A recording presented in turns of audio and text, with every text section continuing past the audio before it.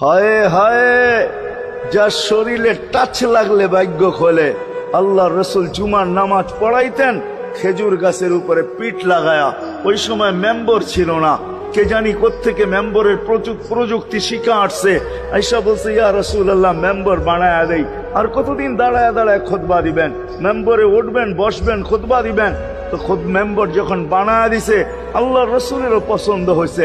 দাঁড়ায় দাঁড়ায় আর কতদিন খুতবা দিব? মেম্বরে পা রাখতে দেরি, শুকনা খেজুর গাছ বাচ্চার মতো কানতে দেরি করে নাই।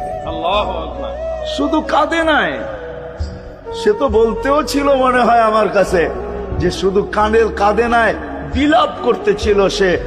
কোত্থেকেই ব্যক্তি আসলো, সে কোত্থেকেই মেম্বরের প্রযুক্তি পাইল, আর মেম্বরই বা কোত্থেকে বানাইলো? আমাকে বঞ্চিত করলো তো করলো কেন? আল্লাহ রসুল তার কান্নার আওয়াজে নিচে নাইমা আসছেন, হাত বুলাইতেছিলেন, সান্ত্বনা দিতেছিলেন।